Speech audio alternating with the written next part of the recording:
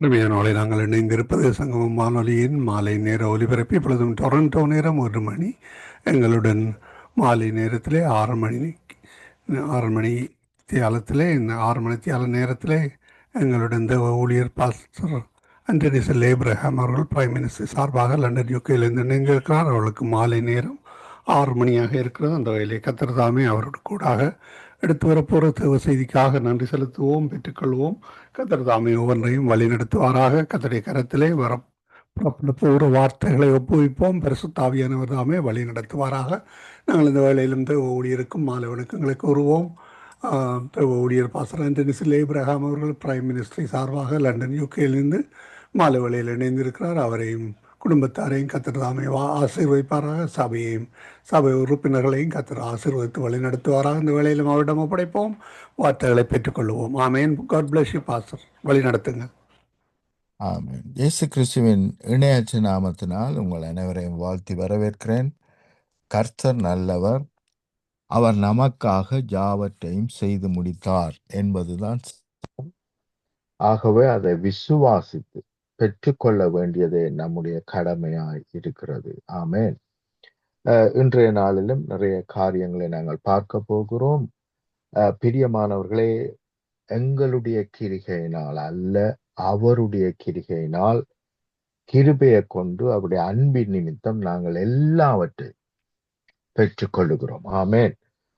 ஜெபம் பண்ணுவோம். அன்பின் பிதாவே, இந்த வேளைக்காக உமக்கு நன்றி செலுத்துகிறோம். எங்கள் மத்தியில இருக்கிறவராக இருக்கிறீர். எங்களை கைவிடாதவராக இருக்கிறீர். எங்களை மேன்மையான மகிமையான இடங்களிலே உட்கார பண்ணி இருக்கிறீர். எல்லாவற்றிற்கும் மேலாக உம்மோடு கூட ஒளிப்பி, உம்மோடு கூட உன்னதங்களிலே எங்களை உட்கார பண்ணி இருக்கிறதற்காக நன்றி செலுத்துகிறோம். இன்றைய நாளிலும் உம்முடைய வார்த்தை எங்களை மேற்கொள்ளட்டும், புதுப்பிக்கட்டும், உயிர்ப்பிக்கட்டும், கட்டட்டும், நாட்டட்டும், எழுந்து பிரகாசிக்க பண்ணட்டும்.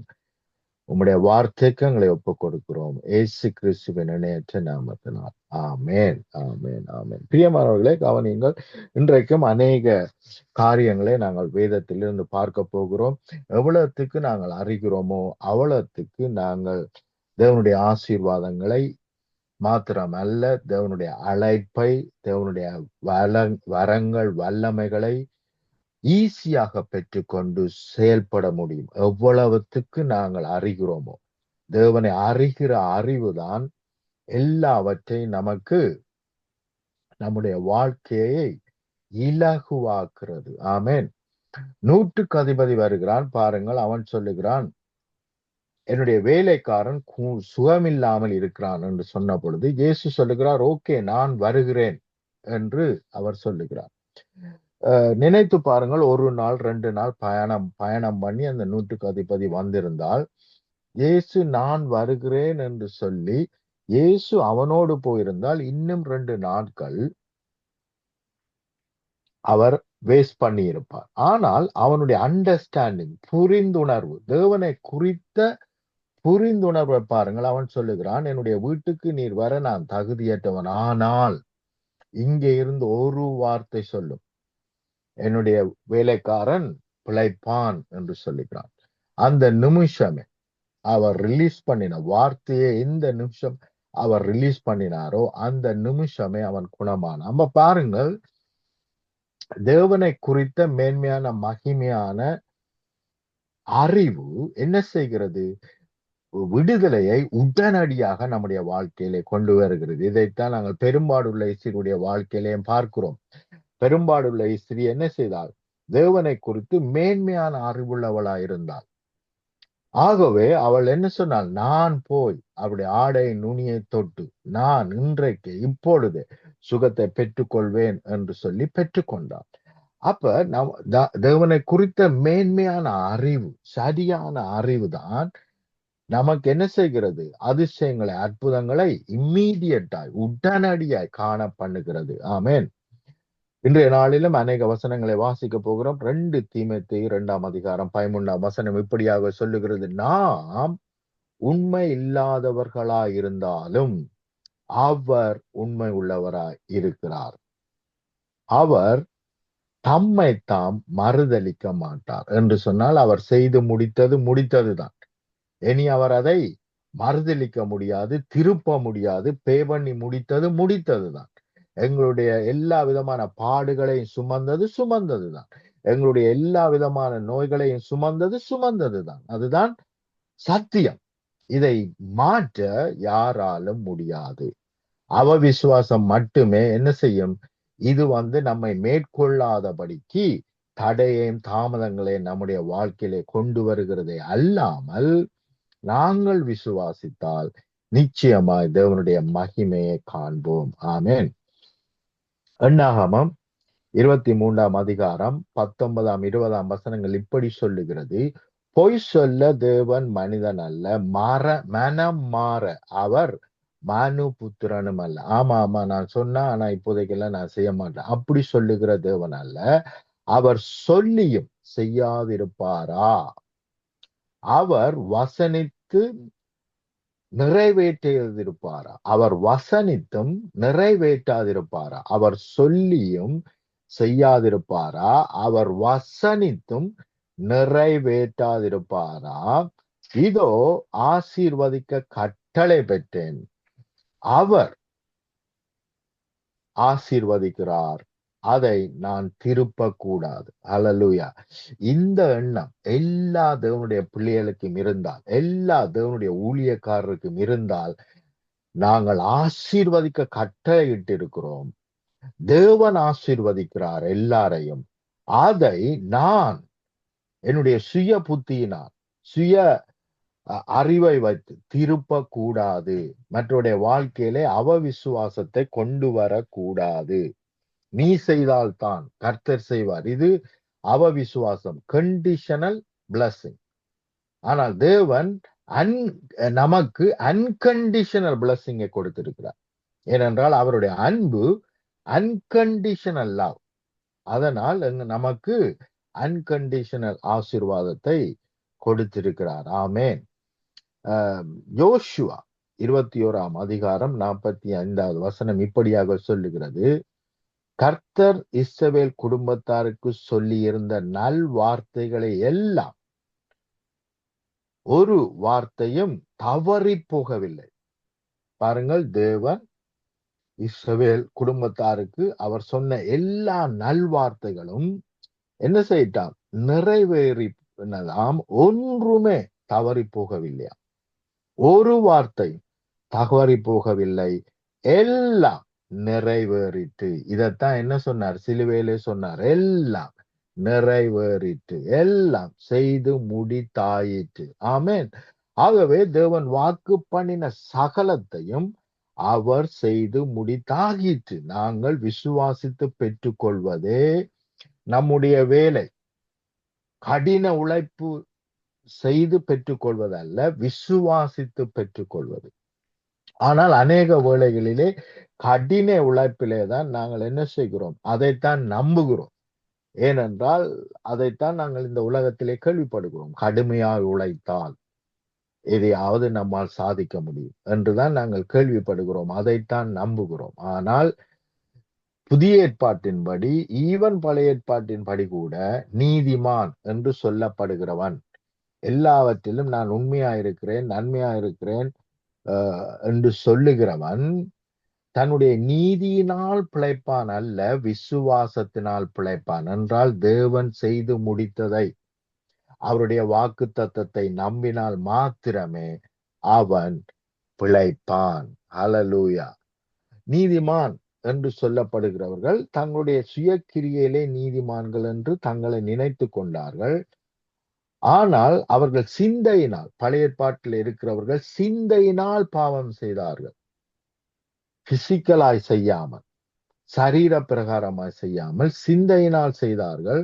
ஆனால் நாங்கள் சரீர பிரகாரமாய் நாங்கள் செய்யவில்லை தானே, ஆகவே நாங்கள் பாவிகள் அல்ல, நீதிமான்கள் என்று அவர்கள் தங்களை எண்ணிக்கொண்டார்கள். ஆனால் ஆண்டவர் சொல்லுகிறார், நீங்கள் ஒரு பெண்ணை இச்சையுடன் பார்த்தாலே நீங்கள் அவளோடு கூட விபச்சாரம் செய்தாயிற்று.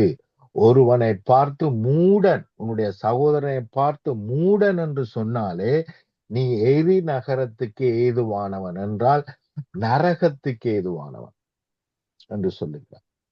அப்ப இவைகள் எல்லாம் நாங்க செய்திருக்கிறோம். அதாவது பழைய ஏற்பாட்டு கால பரிசுத்தவான்கள் இவைகளை எல்லாம் செய்திருக்கிறார்கள். ஆனால் இவைகள் எல்லாம் அவர்களுக்கு விரோதமாய் பாவமாய் எண்ணப்படவில்லை. ஆனால் அவர்கள் என்ன நினைத்தார்கள்? நாங்கள் பிசிக்கலாய் செய்யாதபடியினால் இவைகள் எல்லாம் பாவம் இல்லை என்று நினைத்தார்கள். ஆனால் இவைகள் எல்லாம் பாவம். அதைத்தான் தேவன் நமக்கு காண்பிக்கிறார். இவைகள் எல்லாம் பாவம். ஆனால் இவை எல்லாவற்றிற்காகவும் இயேசு கிறிஸ்து என்ன செய்தார்? பே பண்ணி முடித்தார். அதற்கான கிரியத்தை செலுத்தி முடித்தார். ஆகவே நாங்கள் டோட்டலாய் கம்ப்ளீட்டாய் மன்னிக்கப்பட்டிருக்கிறோம். ஆமேன். தேவன் சொன்ன வாக்குத்தத்தங்கள் எல்லாம் நிச்சயமாய் நாங்கள் இலவசமாக, இலகுவாக, இனாமாக இப்பொழுதே விசுவாசித்து பெற்று கொள்ள முடியும். ஆமேன். தேவனுடைய வாக்குத்தத்தம் கவனிங்கள். அவர் இஸ்ரவேல் குடும்பத்துக்கு சொல்லின நல்வார்த்தைகள், ஆசீர்வாதங்கள் என்ன செய்யவில்லை? ஒன்று கூட தவறவில்லை. ஆனால் இஸ்ரவேல் ஜனங்கள் எத்தனையோ 1000 தரம் தவறினார்கள். ஆனால் தேவன் தவறவில்லை. எல்லாம் நிறைவேறிற்று என்று யோசுவா 21ஆம் அதிகாரம் 45வது வசனத்திலே நாங்கள் வாசிக்கிறோம். ரோமர் 11ஆம் அதிகாரம் 29வது வசனம் இப்படியாக சொல்லுகிறது: தேவனுடைய கிருபை வரங்களும் அவர்களை அழைத்த அழைப்பும் மாறாதவைகளே. தேவன் உங்களை ஊழியக்காரனை அழைத்திருந்தால், தேவன் உங்களை ஒரு பைனான்ஸ்ல இருந்து தேசத்தின் விடுவிக்கும்படி உங்களை அழைத்திருந்தால், ஜோசப்பை போல எண்ணத்தை வைத்து என்ன நோக்கத்தோடு உங்களை அழைத்தாரோ அந்த நோக்கத்தை உங்களால் மாற்ற முடியாது. அழைத்ததுதான். அவருடைய கிருபை வரங்கள், அவருடைய கிருபை, அவருடைய அன்பு ஒரு பொழுதும் மாறாதவைகள். ஆமேன். ஆனால் நாங்கள் தான் எங்களுடைய சிந்தையை மாற்றிக்கொள்ள வேண்டும். ஆமேன். நாங்கள் பாவம் செய்யும் பொழுது அநேக வேளைகளிலே எங்களுடைய விசுவாசம் என்னும் கப்பலை சேதப்படுத்துகிறோம். ஆனால் அந்த பாவங்கள் மன்னிக்கப்படுகிறது. ஆனால் எங்களுடைய விசுவாசம் உடைக்கப்படுகிறது. ஒவ்வொரு நேரமும் நாங்கள் பாவங்கள் செய்வோமானால், முதலாவது நான் முழுமையாக தேவன் என்னை விடுதலையாக்கி விட்டார் என்று நான் விசுவாசிக்கவில்லை. என்னுடைய அவவிசுவாசம்தான் என்னை மறுபடியும் பாவம் செய்ய வைக்கிறது. ஆனால் நான் அவரோடு கூட மரித்தேன், அவரோடு கூட எழுப்பப்பட்டு அவரோடு கூட உன்னதங்களிலே உட்காரவும் பண்ணி இருக்கிறார் என்று நான் விசுவாசிக்கும் பொழுது நிச்சயமாய் பாவம் நம்மை மேற்கொள்ள முடியாது.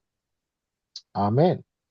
அப்ப இது விசுவாசத்தினால் வருவது, என்னுடைய கிரிகையினால் அல்ல. விசுவாசித்தால் தேவனுடைய மகிமையை காண்போம். ஆமேன். மரித்து போனவைகள் எங்களுடைய வாழ்க்கையிலே உயிரோடு எழும்ப வேண்டுமானால் மாத்தாளுக்கு சொன்ன வார்த்தையை தான் தேவன் நமக்கும் சொல்லுவார். நீ விசுவாசித்தால் மரித்து போன லாசரு போல இருக்கிறது எல்லாமே நம்முடைய வாழ்க்கையில உயிர்ப்பிக்கப்படும். ஒருவேளை பரிசுத்தம் மரித்திருக்கலாம், ஆனால் நாம் விசுவாசிப்போமானால் பரிசுத்தம் நிச்சயமாய் நம்முடைய வாழ்க்கையிலே செயல்படும். சுகம் மரித்திருக்கலாம், சந்தோஷம் மரித்திருக்கலாம், சமாதானம் மரித்திருக்கலாம்.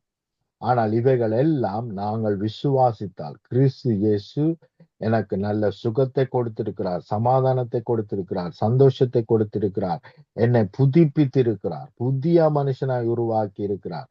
நான் இப்பொழுது பழைய மனுஷன் அல்ல, பழையவைகள் எல்லாம் ஒழிந்தன, முற்றும் புதிதாயின என்று நான் விசுவாசிக்கும் பொழுது அவைகள் அப்படியாக மாறுகிறது. ஆமேன். ஆகவே இது நாங்கள் ஒரே தியானிக்க வேண்டிய விஷயம். இவை எல்லாவற்றையும் நாங்கள் முழுமையாய் நம்பி தியானிக்க வேண்டிய காரியமாய் இருக்கிறது. ஆமேன். இன்னும் சில வசனங்களை நான் வாசிக்கிறேன். யாக்கோப்பு 1ஆம் அதிகாரம் 14ஆம் வசனம் இப்படியாக சொல்லுகிறது: நன்மையான எந்த ஈவும் பூரணமான எந்த வரமும் பரலோகத்திலிருந்து உண்டாகி ஜோதிகளின் பிதாவினிடத்திலிருந்து இறங்கி வருகிறது.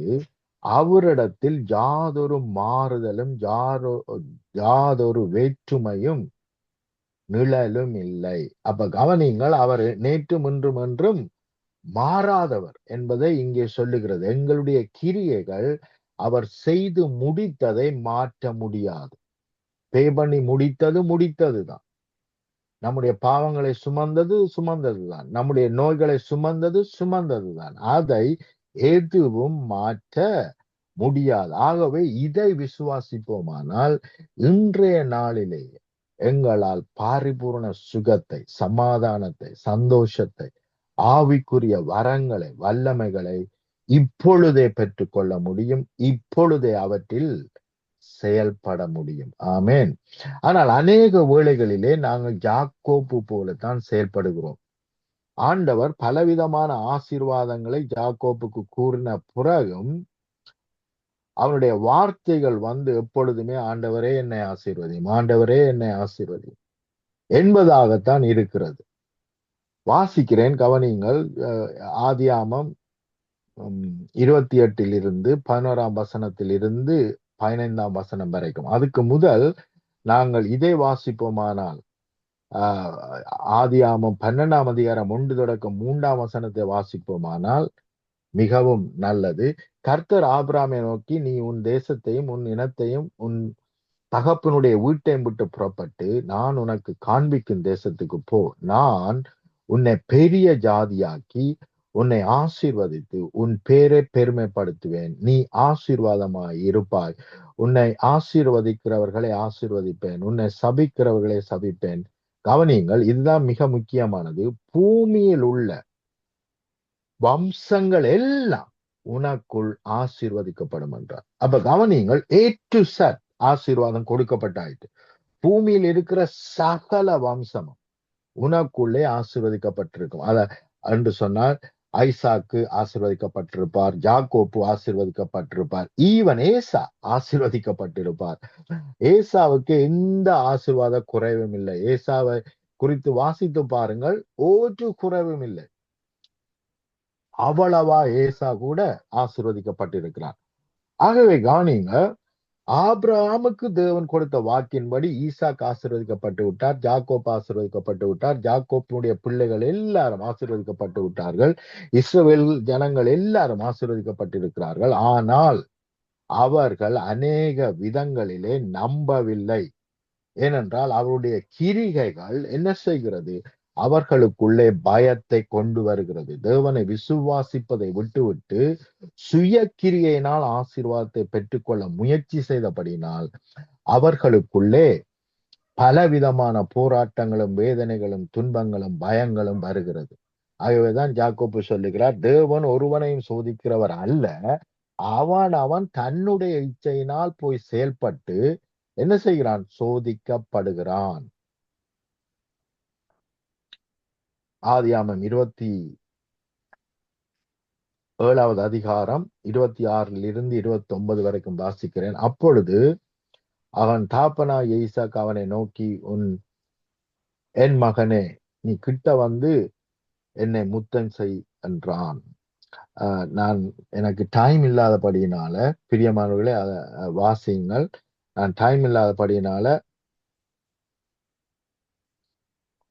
நான் சீக்கிரமாய் வேற வசனங்களை காண்பித்து கொடுக்க விரும்புகிறேன். ஆதியாமம் 28 அதிகாரம் 3 வசனத்திலிருந்து 5 வசனம் வரைக்கும் நாங்கள் வாசிப்போம். சர்ம வல்லமை உள்ள தேவன் உன்னை ஆசீர்வதித்து நீ பல ஜன கூட்டமாகும்படி உன்னை பலுகவும் பெருகவும் பண்ணி, தேவன் ஆபிரகாமுக்கு கொடுத்ததும் நீ பரதேசியாய் தங்கி இருக்கிறதுமான தேசத்தை நீ சுதந்தரித்து கொள்ளும்படி ஆபிரகாமுக்கும் அருளிய ஆசீர்வாதத்தை உனக்கும் உன் சந்ததிக்கும் அருளுவாராக என்று சொல்லி ஈசாக்கு யாக்கோப்பை அனுப்பிவிட்டான். அப்ப கவனியுங்கள், இங்கே தகப்பனிடத்திலே ஆசீர்வதியம் ஆசீர்வதியம் என்று சொல்லி எவ்வளவோ தில்லுமுள்ளு பண்ணி என்ன செய்றார்? தகப்பன் ஆசீர்வதிக்கிறார். இந்த ஆசீர்வாதமும் நீ எல்லா விதத்திலும் ஆசீர்வதிக்கப்பட்டு உன்னுடைய சந்ததி எல்லாம் ஆசீர்வதிக்கப்பட்டு இருப்பாய் என்கிறதான ஆசீர்வாதம் இப்பொழுது தகப்பன் மூலமாய் யாக்கோப்புக்கு கூறப்பட்டிருக்கிறது. ஆனால் யாக்கோப்பு அதை நம்பினானா? கிடையாது.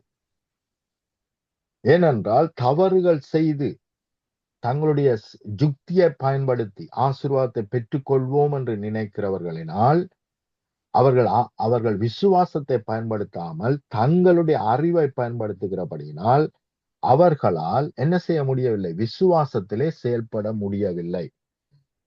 ஆதியாகமம் 28ஆம் அதிகாரம் 11ஆம் வசனத்திலிருந்து 15ஆம் வசனம் வரைக்கும் உங்களுக்கு வாசிக்கிறேன். ஓரிடத்திலே சூரியன் அஸ்தமித்தபடியினால் அங்கே ராத்தங்கி அவ்விடத்தில் கற்களின் ஒன்றை எடுத்து தன் தலையின் கீழ் வைத்து அங்கே நித்திரை செய்யும்படி படுத்து கொண்டான். அங்கே அவன் ஒரு சொப்பனத்தை கண்டான். இதோ ஒரு ஏணி பூமியிலே வைக்கப்பட்டிருந்தது. அது நுனி வானத்தை எட்டி இருந்தது. அதிலே தேவதூதர் ஏறுகிறதும் கவனிங்கள், அதிலே தேவதூதர் ஏறுகிறவர்களும் இறங்குறவருமாய் இருந்தார்கள். அதற்கு மேலாக கர்த்தர் நின்று, நான் உன் தகப்பனாகிய ஆபிரகாமின் தேவனும் ஈசாக்கின் தேவனுமாகிய கர்த்தர். நீ படுத்திருக்கிற பூமியை உனக்கும் உன் சந்ததிக்கும் தருவேன். உன் சந்ததி பூமியின் தூளை போல் இருக்கும். கவனிங்கள், உன் சந்ததி ஆசீர்வதிக்கப்பட்டிருக்கும் என்று சொல்றார். நீ மேற்கையும் கிழக்கையும் வடக்கையும் தெற்கையும் பரம்புவாய், பலுகி பெருகுவாய். உனக்குள்ளும் உன் சந்ததிக்குள்ளும், கவனிங்கள், உனக்குள்ளும் உன் சந்ததி எல்லாவற்றிற்குள்ளும் பூமியின் வம்சங்கள் எல்லாம் ஆசீர்வதிக்கப்படும். கவனிங்கள், மறுபடியும் ஆண்டவர் சொல்லுகிறார், எல்லாம் ஆசீர்வதிக்கப்பட்டிருக்கும் என்று சொல்லுகிறார். நான் உன்னோட இருந்து நீ போகிற இடத்திலெல்லாம் உன்னை காத்து. கவனிங்கள், இவன் எதுவுமே கேட்கல பாருங்க. ஆண்டவர் அவர் அழைத்த அழைப்பின்படி, அவர் வாக்கு பண்ணின வாக்கு தத்தத்தின்படி பேசிக் கொண்டிருக்கிறார். நான் உன்னோட இருந்து நீ போகிற இடத்திலெல்லாம் உன்னை காத்து இந்த தேசத்துக்கு உன்னை திரும்பி வர பண்ணுவேன். நான் உனக்கு சொன்னதை செய்யும் அளவும் உன்னை கைவிடுவதில்லை என்றார். கவனிங்கள், தேவன் நமக்கு சொன்னதை செய்யும் அளவும் அவர் கைவிடுகிற தேவன் அல்ல. அவர் சொன்ன வாக்கு தத்தங்கள் எல்லாம் எங்கள் வாழ்க்கையிலே நிறைவேறும் வரைக்கும் அவர் நம்மோடு கூடத்தான் இருக்கிறார், நம்மை நடத்தி கொண்டிருக்கிறார். ஆமேன். ஆனால் இவனுடைய புத்திய பாருங்க. யாக்கோப்பு நித்திரை தெளிந்து எழுந்த பொழுது மெய்யாகவே கர்த்தர் இந்த ஸ்தலத்தில் இருக்கிறார். இப்ப ஆண்டவர் அவனுக்குள் இருக்கிறார், அவருடைய சந்ததியில் இருக்கிறார், அவனுடைய தலை ஆசீர்வதிக்கப்பட்டிருக்கிறது என்று எண்ணாமல் அவன் என்ன நினைக்கிறான்? இந்த இடத்துலதான் ஆண்டவர் இருக்கிறார், இதை நான் அறியாதிருந்தேன் என்றா அவன் தலை வச்சு படுத்த அந்த இடத்துல ஆண்டவர் இருக்கிறார், வேடத்துல இல்லை என்று அவன் நம்புறான். இதை நான் அறியாதிருந்தேன் என்றான். அவன் பயந்து அந்த ஸ்தலத்துக்கு எவ்வளவு தூரமா பயங்கரமா இருக்கிறது, அந்த ஸ்தலம் எவ்வளவு பயங்கரமா இருக்கிறது. இது தேவனுடைய வீடை அல்லாமல் வேறல்ல. கவனிங்கள், வனாந்தரத்துல ஒரு கல்லை வச்சுட்டு படுத்திருக்கிறான். ஆனா அந்த இடம் பரிசுத்தமானதுனால தேவன் வரையில, தேவன் வந்ததினால அந்த இடம் பரிசுத்தமாகிறது. நாங்கள் பரிசுத்தமாய் இருப்பதினால் தேவன் எங்களை நோக்கி வரவில்லை. ஆனால் அவர் நமக்குள்ளே வந்தபடியினால், நம்முடைய வாழ்க்கையிலே வந்தபடியினால் பரிசுத்தம் எங்களை, அவருடைய பரிசுத்தம் எங்களை மேற்கொள்ளுகிறது. ஆமேன். இது வானத்தின் வாசல் என்றான். அதிகாலையிலே பாருங்க, இது வானத்தின் வாசல், நாம தான் வானத்தின் வாசல். ஆனா அவன் எப்படி என்ன செய்யறான்? ஒரு இடத்தை குறிப்பிடுறான். அதிகாலையிலே யாக்கோப்பு எழுந்து தன் தலையின்கு வைத்திருந்த கல்லை எடுத்து அதை தூணாக நிறுத்தி அதில் மேல் எண்ணெய் வார்த்து, பாருங்க, அதை அபிஷேகம் பண்ணி கல்லை எடுத்து கல்லை அபிஷேகம் பண்ணி அந்த ஸ்தலத்துக்கு பெத்தேல் என்று பெயரிட்டான். அதற்கு முன்னே அவ்வூருக்கு லூஸ், அந்த ஊருக்கு லூஸ், அதுல இருந்து பேசிக்கொண்டிருக்கிற ஆண்டவருடைய வார்த்தைகளை புரியாத யாக்கோப்பும் லூஸாக செயல்படுகிறான். லூஸ் என்னும் பெயர் இருந்தது. அப்பொழுது யாக்கோப்பு, கவனியுங்கள், இதுதான் சுயக்கிரிகை. அப்பொழுது யாக்கோப்பு, இவ்வளவு வாக்கு தத்தமும் எதுவுமே இல்லாமல் ஆபிரகாமை ஆசீர்வதித்தேன், ஈசாக்கை ஆசீர்வதித்தேன், இவருடைய ஆசீர்வாதங்கள் எல்லாம் உன்னையும் உன்னுடைய சந்ததியை வந்து சேரும், நீ பலுகி பெறுவா என்றெல்லாம் ஆண்டவர் சொன்ன பிறகு பாருங்க, இவன் புத்திய பாருங்க. அப்பொழுது யாக்கோப்பு, தேவன் என்னோட இருந்து நான் போகிற இந்த வழியிலே என்னை காப்பாற்றி உண்ண ஆகாரமும் உடுக்க வஸ்திரமும் எனக்கு தந்து என்னை என் தகப்பன் வீட்டுக்கு சமாதானத்தோட திரும்பி வர பண்ணுவாரானால் கர்த்தர் எனக்கு தேவனாய் இருப்பார் என்றா நீர் ஆசீர்வதித்தாதான் நீர் என்னை தேவனாய் இருப்பீர். அப்ப நீ தேவனாய் இருக்கிறபடினால் நான் ஆசீர்வதிக்கப்பட்டேன், நீர் என்னுடைய அன்பின் தகப்பனா இருக்கிறபடினால் நான் ஆசீர்வதிக்கப்பட்டேன் என்பது அல்ல. நீர் இப்படியெல்லாம் செய்தார். அப்ப தேவன் அதாவது நினைக்கவே முடியாத ஆசீர்வாதங்களை குறித்து பேசிட்டு இருக்கிறார். ஆனா அவன் சுய புத்திய பாருங்க. உண்ண ஆகாரமும் உடுத்த வஸ்திரமும் எனக்கு தந்து என்னை என் தகப்பன் வீட்டுக்கு சமாதானத்தோட திரும்பி வர பண்ணுவாரானால் கர்த்தர் எனக்கு தேவனாயிருப்பார். நான் தூணாக நிறுத்தின இந்த கல் தேவனுக்கு வீடாகும். தேவரீர் எனக்கு தரும் எல்லாவற்றிலும் உமக்கு தசவாம் செலுத்துவேன் என்று சொல்லி பொருத்தனை பண்ணி கொண்டேன். கவனிங்கள் பிரியமானவர்கள், தேவன் மேன்மையான மகிமையான அதாவது சிந்தைக்கே எட்ட முடியாத ஆசீர்வாதங்களை ஜாக்கோப்போடு பேசிக் கொண்டிருக்கிறார். ஆனால் ஜாக்கோப்பு பாருங்க டீல் போடுறான். இவன் எல்லாரோடையும் டீல் போடுறவரா. இவன் ஒரு பிசினஸ் மேன். அப்ப என்ன செய்யறான்? தன் டீலின் நிமித்தம் யுக்திய பாவிச்சு என்ன செய்யறான்? தேவனோடும் டீல போடுறான் பாருங்க. ஆனா தேவன் அவன் மேல சொன்ன ஆசீர்வாதங்கள் மிக மேன்மையான மகிமையான ஆசீர்வாதங்கள். ஆனால் அதை புரிந்து கொள்ள கூட அவனால முடியல. மாறாக அவனுடைய ஜெபத்தை பாருங்க எப்படி இருக்கு. இதனாலதான் தேவனுடைய சித்தம் நிறைய வாட்டி நம்முடைய வாழ்க்கையிலே நிறைவேறாமல் இருப்பதற்கு காரணம், தேவன் என்னவோ எவ்வளவோ பெரிதான மகிமையான நினைக்க கூட முடியாத எட்டாத காரியங்களை பேசி கொண்டிருக்கிறார். நாமோ நம்முடைய அற்ப புத்தியை யூஸ் பண்ணி அட்லீஸ்ட் என்ன சொல்லியிருக்கான், புரியாட்டி ஆண்டவரே மரியாதை போல புரியல, புருஷன் இல்லாம எப்படி புள்ள கிடைக்கும் என்பது புரியல. ஆனாலும் ஆண்டவரே உம்முடைய வார்த்தையின்படியே எனக்கு ஆக்கணும். இந்த ஒரு ஜெபம் என்ன செய்திருக்கும்? எல்லாவற்றையும் அவனுக்கு மேன்மையாக மகிமையாக செய்து முடித்திருக்கும். ஆனால் பாருங்கள் அவனுடைய ஜெபங்களை பாருங்கள். ஆனால் அநேக வேளைகளில் இப்படியாக கொப்பி பண்ணி நாங்கள் என்ன செய்கிறோம்? பேசுகிறோம். தேவன் அவருடைய மகிமையின்படி அவருடைய மேன்மையின்படி அவருடைய அன்பின்படி பேசிக் கொண்டிருக்கிறார். நாமோ அற்பமான நீர்தார ஆசீர்வாதத்துல நான் உமக்கு தருகிறேன், தசவாம் கொடுக்கிறேன், காணிக்கை கொடுக்கிறேன் என்று சொல்லி தேவனை ஒரு சாதாரண பிசினஸ் மேன் ஆக்கிட்டான் ஜாக்கோப்.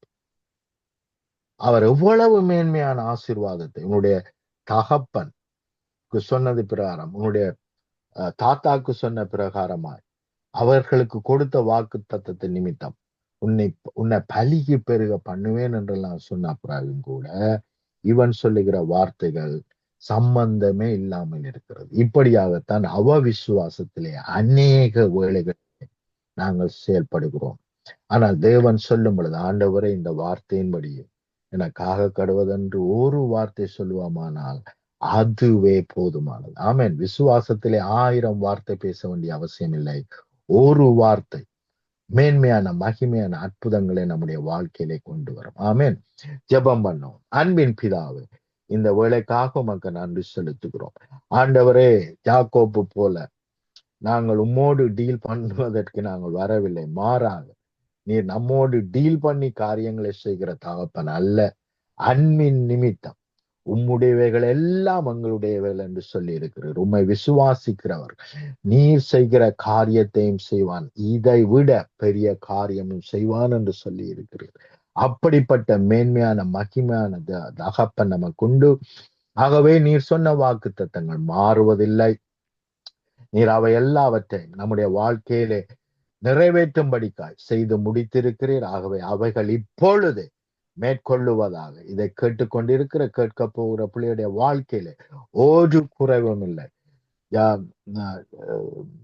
எண்ணாகமத்திலே சொல்லப்பட்டது போல நான் ஆசீர்வதிக்க கட்டளையிட்டேன், ஆகவே கர்த்தர் ஆசீர்வதிக்கிறார், நான் அதை மாற்றக்கூடாது என்று சொன்ன வார்த்தையின்படி உம்முடைய ஆசீர்வாதம் ஒவ்வொருடைய வாழ்க்கையிலையும் தங்குவதாக, அவருடைய ஜெனரேஷன்ல தங்குவதாக, பிள்ளையுடைய வாழ்க்கையிலே தங்குவதாக, எழுந்து பிரகாசிப்பார்களாக. உம்முடைய மகிமை உதித்தது, உம்முடைய மகிமை இவர்கள் மூலமாய் வெளிப்படுவதாக, அதிசயங்களை அற்புதங்களை காணுவார்களாக. காண பண்ணுகிறதற்காக உமக்கு நன்றி செலுத்துகிறேன். நோய்களும் தடைகளும் சத்துருவின் கிரியைகளும் நிர்மூலமாக்கப்படுவதாக, வியாதிகள் இல்லாமல் போவதாக, உம்முடைய பரிபூரணம் இவர்களை மேற்கொண்டு என்றென்றைக்கும் பரிபூரணம் அடைய செய்வதாக, சர்வ வல்லமை உள்ள இயேசுவின் இணையற்ற நாமத்தினால். ஆமேன், ஆமேன், ஆமேன்.